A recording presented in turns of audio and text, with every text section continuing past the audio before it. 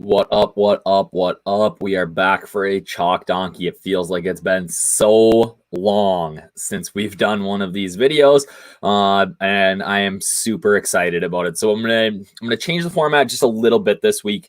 We're gonna still go through, talk about the course, talk about some of the key stats, things like that.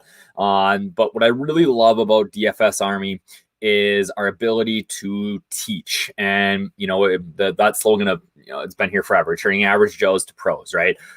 So I want to spend some time in the next couple of months here on Chalk Donkey talking a little bit about strategy, right? So what I'm going to look at today is how we use the Domination Station to build 20 max lineups, because I think that the average player sometimes goes about how they do 20 max a little bit wrong, in my opinion. So we're going to spend some time looking at the DS, how I set that up, talking a little bit about strategy there, and really kind of trying to deep dive a little bit into what we do here at DFS Army and what my sort of strategy is and what the slate looks like. I thought last night we had a podcast with Geek and myself and Taco, kind of talking about what the average person maybe who hasn't played PGA too much needs to know when we're looking at like our research station, things like that. If you haven't watched that yet, please check it out.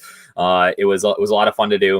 It was a lot of fun to, Geek's a super smart guy, just doesn't play a ton of golf, right? So I think that some of the strategies that, we have in other sports can translate over here. So it was a good time. Make sure you check that out. I believe that they just got that up on the site where you can download the audio version too if you don't want to look at my ugly mug. So let's get into it. This week, boys and girls, we are at the Charles Schwab Challenge. It is the first event back. All right. The Charles Schwab Challenge is starting at Colonial in Fort Worth, Texas. All right. Now, this is the first event back. So what's everybody doing? Everybody and their mother is playing. Talked about this on the pod last night, right? So the official World Golf Rankings, they give points for strength of field, right? So if you play in a stronger event, you get more points, right? Well, they need to have like a metric to look at. Hey, this field is this strength, this field is this strength, so on and so forth. So this week, the field strength is, I believe, 740. All right. For comparison, a typical major is around 800. All right. So we are at like major level type field here. All right. Now, last year at the Colonial, the field strength was 360, I believe, or 377. So we are almost just under double the field strength this year. So what that means is that this field is super strong, right? And because of all these studs showing up here, we don't have as many guys with like course history, right? We know that those of us who follow DFS golf, that players tend to just show up to courses that they do well at every single year. And there's nothing different with Colonial. The guys who come here typically do well here. So you got guys like Jordan Spieth and Ryan Palmer and all these Texas boys that they come here every year because they know this course suits their eye. Now we're going to throw in guys like Rory, who's never played here, DJ, who's played here once, guys that don't typically play here. And that's going to, I think, give this tournament a real different look this year, which I'm really excited about. So Colonial, before we get there, we're back. You guys know your VIPs, right? We have those 4-day cheat sheets that me and Taco both fill out. I will have showdown cheat sheets up for each day. So I have one up right now for day one. Once we get day two pricing and see, the thing is that, day two pricing is going to come out in the middle of round one, right? So we need to wait for everybody to finish before I can accurately assess the data and determine like who I think are good plays for round two. So typically, this is Central Time Zone. Round 1 and 2, they all sort of in the same time. I'm assuming guys are going to wrap up about 7:30 Central Time. Within an hour and a half, I got to get my kids to bed and make sure I'm looking at the data and processing things correctly. But within about an hour and a half, we'll typically, have those showdown cheat sheets up. So about 9 o'clock. Sometimes the good contests really fill up right away. So you need to make sure that you're going to go in and if you're planning on playing round 2, get in there, reserve your contest, look at what you want to play, and then go from there. You're always going to get content. Typically, almost every day we have the DS uploaded. So make sure that you're getting involved now. We got the tiers cheat sheet. We've got this podcast. We've got the one we did last night. Make sure that you are checking that all out. So about the course, Charles Schwab Challenge. We're at Colonial Country Club. It's a par 70, 7,209 yards. So it's a somewhat long par 70. We're dealing with bent grass greens, which we don't typically see except for when we're on this little Texas swing here. Bermuda fairways. This course has held an event since 1946, which is actually kind of crazy that they've held an event every single year since 1946. A couple of years ago, they lost their sponsor. They went through about 5 sponsors in 6 years. They lost their sponsor, and actually, I believe it was the year that Justin Rose won. It was just the Fort Worth Invitational. So the community of Fort Worth actually came together to keep this tournament going and sponsored it themselves. And now we've got Charles Schwab, who's kind of stepped up and taken the reins here on the tournament, and they're now continuing to sponsor this with the Charles Schwab Challenge. Horrible Horseshoe is holes 3 through 5. So if you're watching on Shot Tracker tomorrow and your guys are struggling on, if they're starting on the front and they get to 3, 4, 5, make a couple of bogeys, that is entirely normal. All right. When we look at some of the winning scores here, really Justin Rose is kind of the outlier at -20. The conditions were really good that year, but the average cut line here is 1.38 strokes over par, which actually makes it the 8th hardest on tour. So this is a difficult course. What we see is that almost all of the fairways are tree lined. All right. So if you're not going to be in the middle of the fairway, you're likely in the trees, and what that happens is that's going to hamper your view to the green, and you're not going to be able to attack these pins and as such make birdies. And if you can't attack these pins, you better have a good short game, right? Because it's a difficult complex. And when we look at, we're in Texas in June, right? So we're looking at 90-degree weather, possibly some wind each afternoon. The conditions are going to be very hard. So you better have a good short game to be able to get up and down if you're not going to hit it in the fairway. All right. And that's why when we've been talking about this, that driving accuracy is going to be an important stat this week. We look at kind of what statistically happened here last year. What the thing that really sticks out to me is that number one, there's not a lot of eagles, right? Well, we're only talking about, it's a par 70, so there's only 2 par 5s. There's only 12 eagles here last year, and one was on a par 4, and that a guy chipped in on, right? So there's not going to be like these big swings in scores. The other thing that really stands out to me is the number of bogeys. All right. So if we can find guys that we look in the research station and look at guys who don't make double bogeys or worse, or you look in the showdown station. This is a little trick for you guys. If you look in the showdown research station and look at who gets bogey free rounds at what percentage, I think that's going to be key this week. Those extra 5 points on DraftKings for having a bogey free round, and I think it's 3 on FanDuel. Those are going to be very, very big this week. Not only are you going to put yourself in good position, but it just makes up some ground that other guys don't. So I like looking at kind of bogey free rounds here, but again, there's not going to be a ton of low scores. I say that now, right? Traditionally, there hasn't been a lot of low scores here. The issue, right, is that now we have a very increased strength of field, meaning that a higher class of golfer is coming in here. Maybe this course plays a little bit differently, and we do see a few more birdies, and we see that sort of Justin Rose -20 score for the win. It's possible. I think we're going to look at like 13 or 14, depending on what the weather does on the weekend, but it's a tough course, right? The one thing that sticks out for me here is just a little bit off. We actually have 7 medium length par 4s here, which is incredible, right? So you look at that in the research station in that fantasy scoring tab, and you can find who we spent a lot of time on that on the pod last night, so I'm not going to spend much time on it, but it's a key stat to look for. Double bogey or worse percentage, bogey versus average. There is a lot of bogeys here. It's a top 11 course in a top 15 course in bogey percentage on tour, right? A decent amount of pars, so we want guys who make birdies, but I don't. Typically, we want to avoid guys that make a lot of pars in DFS, right? Because pars don't get us a lot of points. Now, that being said, I think there's going to be something to be said for a little bit of safety this week in guys who do make a lot of pars, because it's not going to take a super low score likely to win this event. So key stats. Usually we have 3 or 4 here. This week, it's hard, right? it's hard to look at recent form, things like that, because it's been 3 months since anybody's played.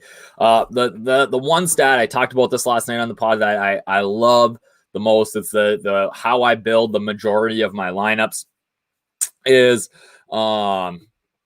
projected DK points per round. So what this does is it takes how many points players score on those types of holes. So like long par 3, short par 4, and it adds them all up to give you a number of like what our projected DK points are per round based on how they score on the exact type of holes on that course, right?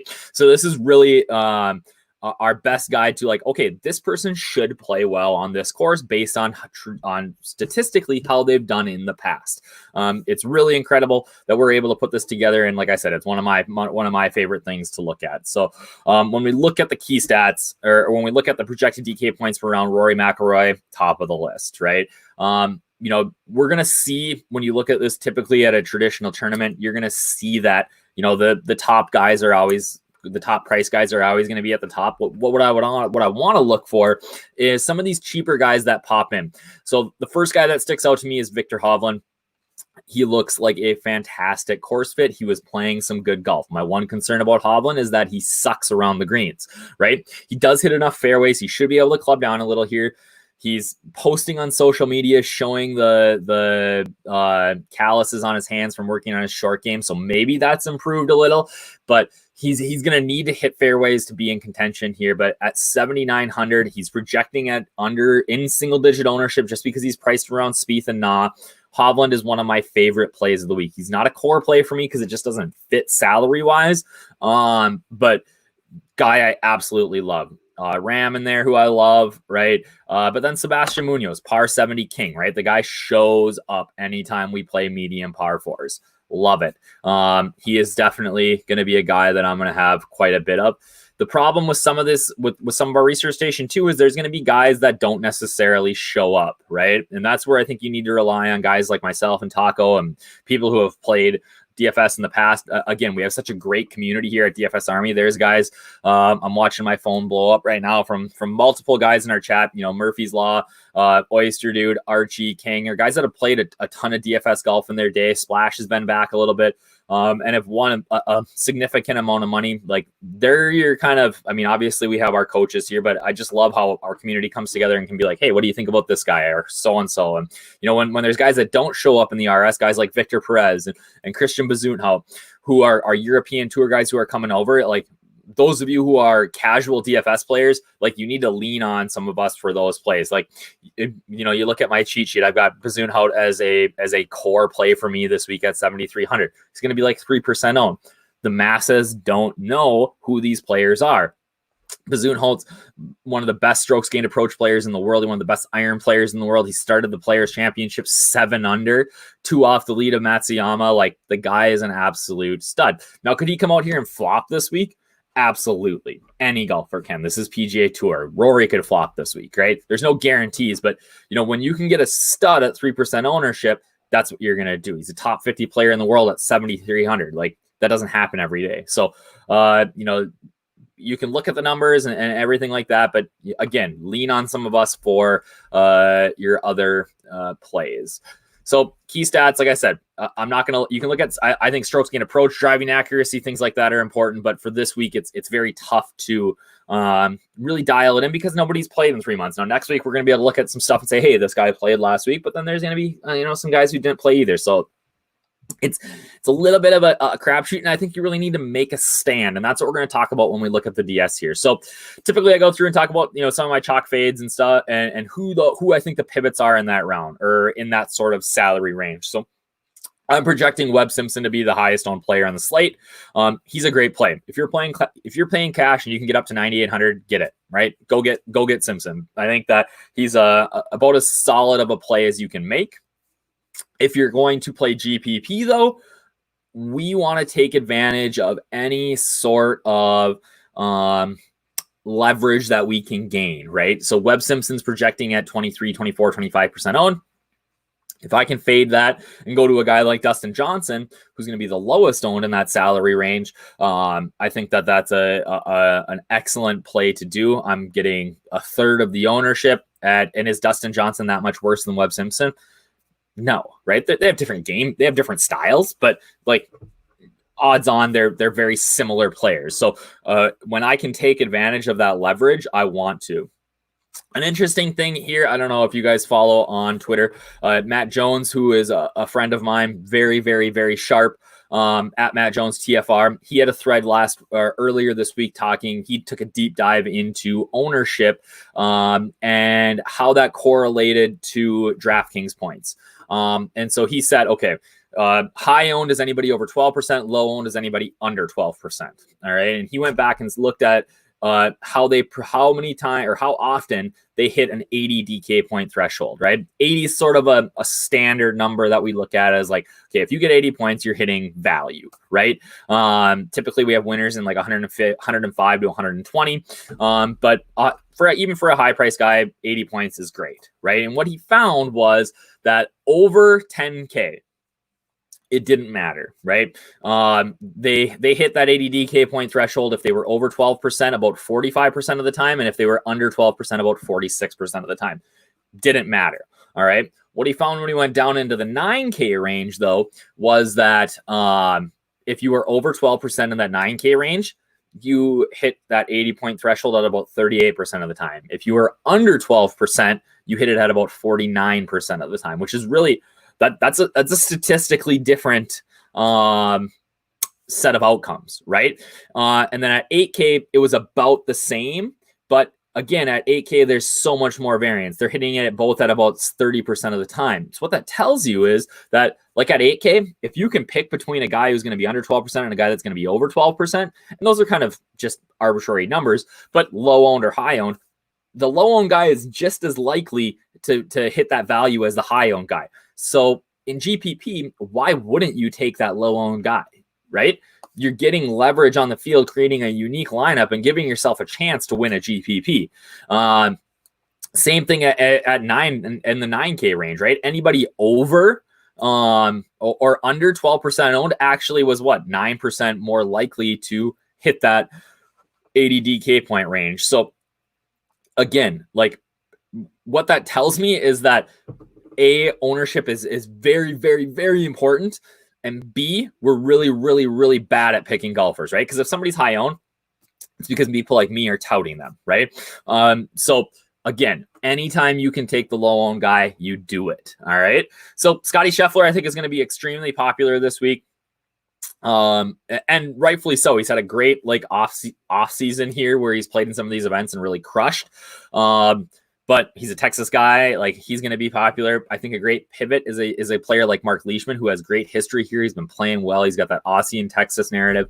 I really like Leash this week. Similar Spieth, Spieth just shows up to Colonial and crushes. I don't know what's going to happen with his ownership. I think he's going to be higher owned than what our projections say. It's possible that he doesn't, right? Every single podcast out there has talked about Spieth this week.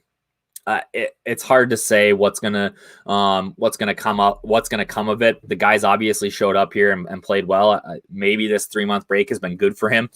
I just don't think his magic beans are gonna continue to pay off here. He's gonna have to putt out of his mind and really get up and down from everywhere, just because his off the tee game is so bad. And the pivot there is Victor Hovland, who I love. He's $100 less. I think should be 2-3 times the ownership of Spieth, but the masses love a comeback story in Jordan Spieth. Harris English, again, another guy, rightfully so, should be very popular. He's been playing great golf. I'll take the pivot on to Bazoonhout, who's a core play for me this week, and then Kevin Na, winner here last year, but people don't remember that he had a scorched earth putter. He made everything. I believe last year he set the record for most feet a putt made in a win, right? That's insane. He's not going to do that again. The pivot there is Sergio Garcia, who is a late ad. He's got a great course history here. And at 8K, I think is a really, really good value. So I really like the pivot to Sergio. What is a chalk donkey? So those are, again, the point I really want to make is that if you can go for the lower owned guy, you do it every single time. And I'm going to show you a little bit about how I put that into work right now as we build the build on the DS. Okay, so let's get in here. I'm going to pull up the DS, and I'm going to show you, like, right from the start, everything that I do. Okay. Oh, it's going to be way up there like that. All right. So we're going to have to, will it show up better like this? Yeah, we can take my face out of it. That's fine, right? You guys don't want to see me anyways. No, there we go. All right. We scroll up here. Okay. So again, I'm literally going to go through this exactly how I would if I was just coming in to build today. So DraftKings, golf, we get the Charles Schwab Challenge. Hey, this is a mistake that people make all the time. Make sure that you are on the 4-day slate. Do not do showdown round 1. All right. You spend all this time building your lineups, getting everything ready, and guess what happens? You build it in the wrong site. Or look at the top. Make sure that you are on the right DraftKings or FanDuel. Like, it literally happens every week. Somebody this week is going to come in and tell me that the DS is not working, and we're gonna work through it. I'm gonna spend 15 minutes trying to help them out and realize that they clicked on FanDuel or Fantasy Draft instead of DraftKings. Like, it's gonna happen. It's okay. I love you guys. It's fine, but it's 100% gonna happen.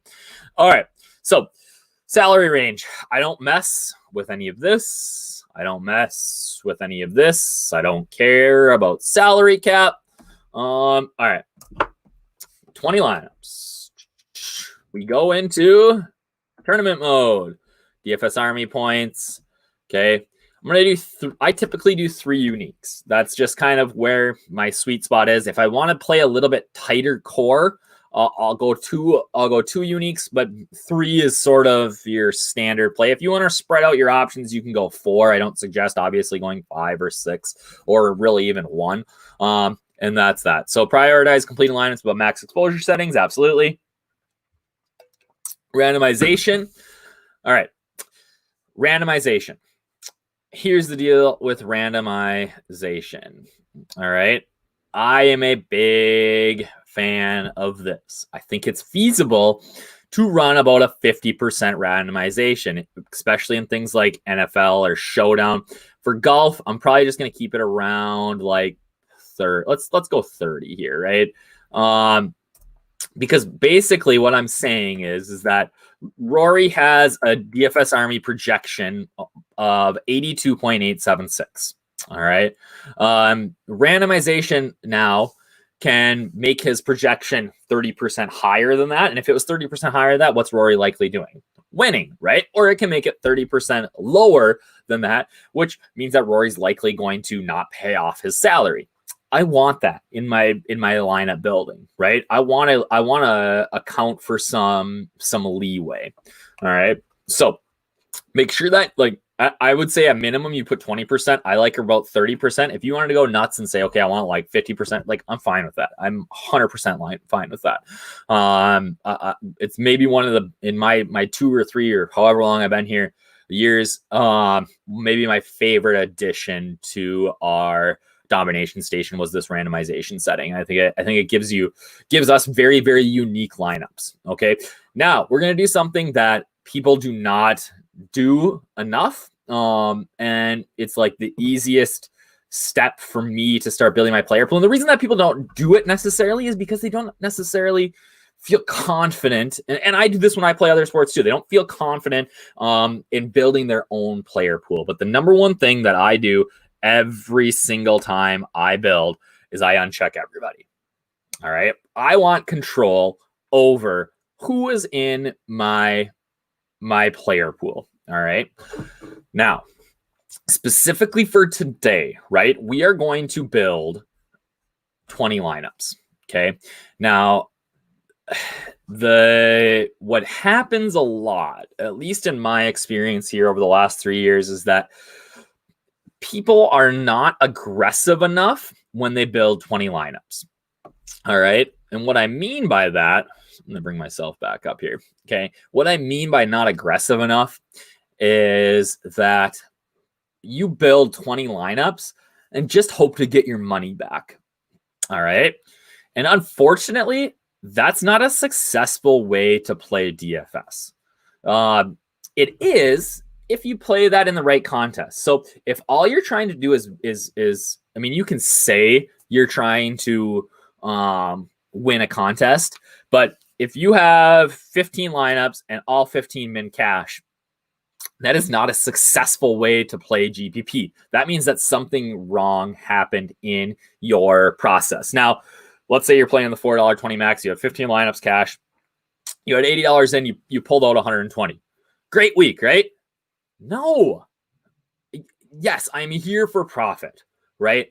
But if you are playing those contests, you need to try to win them. I would much, in my opinion, like if I'm putting money into GPP, that money's on fire. I'm not getting that back. That's the mindset that you have to have when you enter GPPs. All right. Especially these bigger contests. Now, if you're playing like 100 man or 50, that's fine. You don't have to feel like you light that money on fire. But if you are entering like that $4.20 max, that money's gone. If you're entering the mini max, $75, that money is gone. All right. That's how you have to think about it. You have to be saying, I am pushing this away for entertainment. Now, when you have that sort of mindset, you can start to make better decisions when it comes to helping you to win a contest. When you are trying to min cash, what you do is that you spread out your player pool. You try to cover every single scenario. And when that happens is you might get a player or two right here and there, but long term, like you're not going to have a tight enough pool to get all 6 golfers right to win the contest. All right. You have to, like, I am a firm believer that you have to make stands when it comes to GPP, especially in things like the 20 max. 150 max, you can spread it a little. But for 20 max, again, we have people, you are just trying to play everybody. And a little bit of that has to do with, you know, you're getting so much information from, you know, Pat Mayo and Osimo and whoever and us and whoever else that you get all these ideas in your head and you're like, I gotta play this guy and then I gotta play this guy. And I've fallen guilty to that trap 1,000 times. All right. But you have, like I said, like if you want to win GPPs, you have to tighten up that player pool. You look at some of the most successful guys out there. You know, I'm trying to, you know, Daily Fantasy Geek has won 2 Milli Makers. STL Cards over at Roto Grinders, who I have a lot of respect for. He plays like 15 guys in 150 lineups. So you're making these huge stands on guys to give you a chance to win, right? If you're right, you're going to win money. If you're wrong, you're going to lose money. But when you have the mindset that I'm pushing that cash in for, you know, it's gone. You free yourself up to make some of these decisions. Now, if you want to build 20 lineups to min cash everything, put them in a double up, right? Your odds are so much better. I'm a firm believer that if you're not willing to push that money away, then you need to play 30, 50, 100 mans, and you need to play double ups or 50-50s. Like, and that's it, right? If you want to win a milli, you want to win, you know, the 20 maxes, the mini max, things like that. Like that money's got to be gone. It's when you press submit or you enter that CSV, you have to be willing to say that's on fire. If you're not going to be able to make the best decisions for winning these contests. That's a hard truth. That's a hard thing for people to understand sometimes. But unfortunately, that's what I believe is the reality. And you know, maybe you're happy entering a $3 contest for and doubling up. That's great. That's fine. I'm okay with that. Do that. But like, if you're trying to win these contests, especially something that you're maxing out, again, you gotta tighten up your player pool, and you have to make decisions with the money out the window. All right. So let's get back into this here. All right. So I've checked off everybody. Sorry, I went off on a little tangent there. Here's what we're going to do. I like to keep my 20 max small, right? I want to make some stands. Okay. So I'm going to check in my guys that we have here. So John Ram is a core play for me. All right. I want a little bit of Rory because he's the best golfer in the world. All right. Now, if I'm going to play these guys, what do I have to do? Okay. I have to, I'm likely going to end up being way underweight on some of these lower guys, right? I am going to add in DJ. Okay. I just love the ownership on DJ this week. I don't love him. I have to add him on my cheat sheet. I saw his ownership and I thought like, okay, it's going to be higher than that. But everything I've seen has him close to single digit owns. And I think he's a great pivot here. I'm playing Sung Jae and I like Ricky. Okay. Again, if I'm going to play all these guys, what do I have to do? I got to keep dropping. Okay. So in here, I like Leishman as a pivot. All right. I'm coming off Gary Woodland for this 20 max. Again, I can't have all these guys. Right. So Gary Woodland, I'm gonna drop. I like him a lot this week, but Finau is a core play for me, so I'm gonna add Finau. I'm gonna skip over all of this. Sergio, Hovland. All right, how many guys do I have so far? So I have 9 players in my pool. Okay, I'm gonna keep coming down here. Billy Ho, core play for me this week. All right, Bazoot Ho, core play for me this week. It's 11. Rory Sabs, big Sabs guy this week for me. All right, Jimmy Furyk, he's a free square on FanDuel, but I'm going to get some exposure here as well. Sebastian Munoz, par 70 king. All right, Vicky Perez, I love a low-owned European. You know that. If you've been following me long enough, I love a good low-owned European. All right, we're gonna keep going here. Jazz, nope. Doc Redman, I like as a cheap option. Could go Bernie Langer, somebody like that, but Zhang, Taco talked me into last night. I got to add him to my cheat sheet. All right, how many guys do I have? All right, I'm at 16. I'm gonna run this right now. All right, I'm just going to run it and see what I get. Okay, click optimize. 10, 12, 13, 14, 15, 16, 17, 18, 19, 20. All right, run one. What do we got? So I used all 16 players and I am getting about 40%, 30, 25, 16, 15. It looks pretty good, right? Did I not get any Bez? Uh-oh. Is it not getting me any Bazoon out? Oh, okay. It must. I have 16 guys in there. All right, well, let me go back and look here. Okay, the other thing I'm going to do now is, so I've got this pool. I don't like, I didn't even click Bazoon out. There we go. Now we got 17. I am going to bump up my core plays projections, right? So my core plays for the week are Ram, Bazoonhout, Horschel, and Finau. All right. So I'm just going to manually bump these guys and make them a better play, just because I want to get more of them. And it's a little bit of touch and go here. I just kind of look at the guys around them. I'll make Billy a 70. Make Finau 75, 73. And what you can do is you end up getting too much of these guys. And that can be a big issue as well. So I'm going to go 82. I want to make Ram the highest. All right, 84. And then we run it again and see what we get. And now, I've got 17 players in here. I really think that's a very good number for a 20 max. I'm not, again, I haven't touched exposure max. I haven't touched exposure minimum. I could, but right now, like, my core is so tight that I don't necessarily have to, right? I only have 17 players. Munoz at 50%. Like, I can swallow that. Bazoonhout at 40, Zhang at 35. All right. So now we're looking at some of these cheaper guys, and that's where I get a little bit iffy. All right. So what we're gonna do now is we're gonna go back. Oh, DJ before I lose my train of thought here, DJ at 15%. That's perfect. I'm 2x the field. I don't have to be crazy on him to get exposure. DJ wins these 20 lineups. I'm in great shape, right?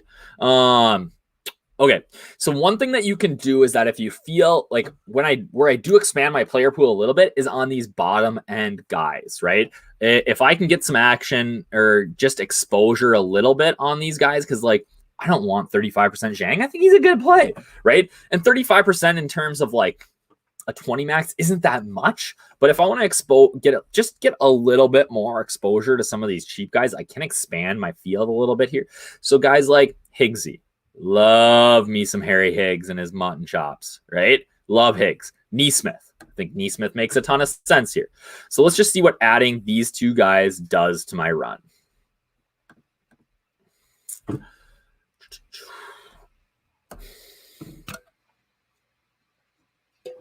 All right, let's see. Now, this is what I like to see. Now I get Ram as my highest owned player, right? I get Horschel as my second highest owned. Neesmith, I get maybe a little too much of, right? And maybe I'm not getting not even close to enough Bazunho, right? So I feel good about this pool, all right? I feel like the ownerships and the exposures are kind of right in line with what I want, okay? So now what I will do is I will start to mess around a little bit with the mins, okay? Because I've messed with the projections and I'm not getting enough. So like I'm just gonna go in and say I want 20% Bazunho, okay? And if I've got too much, I've got too much Zhang.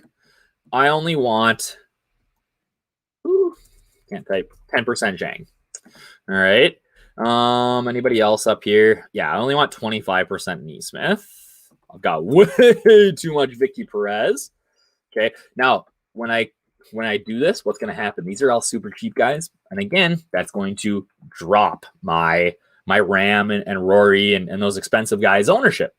So again, maybe you have to expand that player pool a little with these cheap guys and just take a little bit of each, right? And hope that you hit on one of them. All right, let's go one more here and see kind of what happens.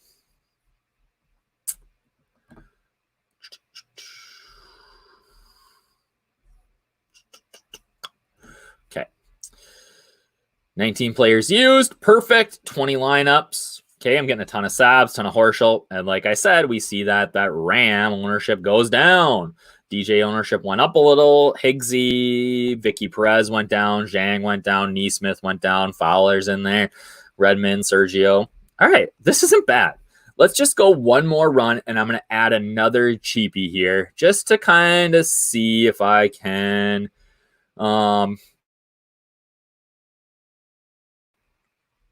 expand or get more Ram while not putting all my eggs in one basket on a cheap guy. All right. So who do I like? I like Fratelli. I don't mind Garnett. Keith Clearwater. No. All right, here's what we're gonna do. Jazz, Jones, Fratelli. I don't want to make a stand on any of these guys. All right, we're gonna play Brendan Todd. I don't mind Todd. We can put him in the player pool. All right. Just by adding one guy. Let's see if that increases my ability to get John Ram in there at 50%. All right. Boom. Got it. Horschel, tons. Furyk, Bazunho. Boys, ladies, gentlemen, this is exactly what I'm looking for. Again, I can maybe bump up these guys a little bit at the bottom here if I want maybe 15% Perez. I want a little less Neesmith or a little less Todd. I can do that, but this is a tight core that will allow me to likely have the right sort of combinations to come in and win a GPP. We look at the lineups on the side, right? What am I leaving up there?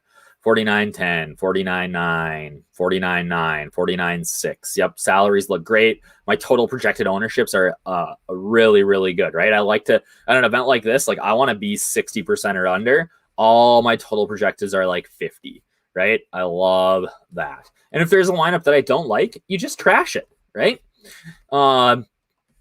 So I'm hopeful. Ooh, that is super low on 44.40. Okay, so again, if you're building 20 lineups, go through, look at stuff like this and say, if you loved all 20 and you just didn't like one, boom, delete it. Or build 20, like you can build 25. It's going to mess with your exposures a little bit when you start to delete. But now I can just say, yep, I don't like that one. And now I can go through and say, okay, you know, I can hand build one. Or again, if you think like 4,400 is just way too cheap, run it up here. Say I want a minimum of 4,700 of my lineups. Boom, done, optimize. See what happens, right? You're going to get, you know, spend more money and get up there. And again, I got Ram 55. Ooh, this might be the best one yet. Sung Jae, too much Brendan Todd. Too much Brendan Todd. All right. But again, you just go through and you keep doing it. But don't, like, what I see happening all the time is that guys are going through and playing 45 guys and 20 maxes. And it's just, maybe you hit one, right? And again, you only need to hit one, but it's just not a viable strategy if you want to long-term have success in DFS. You can't play everybody. Unfortunately, you can't, right?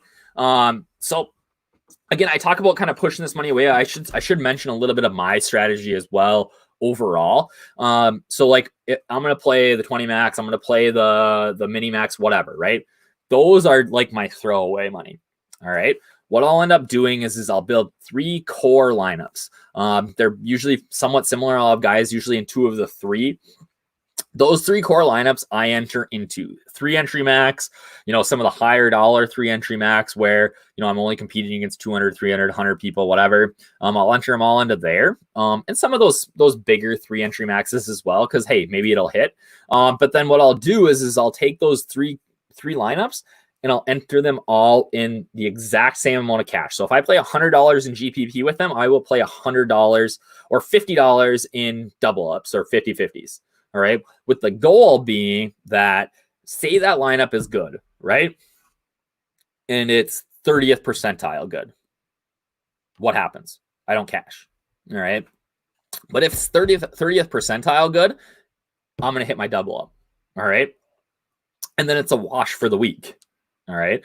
I save my own ass because I washed out that part. All right. Now, if it's bad, it's bad, right? I lose everything. But if it's a good lineup that just barely doesn't cash in GPP, now I've got it covered in a double up and my week is a wash on that lineup. If it crushes, now I just double everything up. So I can have one lineup that crushes, one lineup that's okay, and one lineup that's terrible, right? And I'm okay for the week, right? And then whatever I do in GPP is just gravy, all right? That's kind of how I attack golf every week. Some people are GPP only. I just like to have that little bit of safety net where, you know, people feel like they need to enter a cash lineup into cash contests. Like, screw that. Cover yourself with your GPP lineup in cash, right? Especially like a 3 entry max lineup. I'm not putting my Millie Maker lineup in there. Like, my Millie Maker lineup's a little bit off the wall, things like, you know what I mean? But like those lineups that they're solid built lineups. I'll enter those into cash, cover my butt, and really keep myself alive for the week. So, all right. Way too long. I try to keep these to 20-25 minutes. I went off on a little bit of my soapbox there. I hope this was beneficial to you guys. I hope that you learned something. Hit me up in Slack if you have any questions. I'll be around all day. And yeah, have a great week, everybody. We'll hopefully see some green screens come Sunday. Cheers.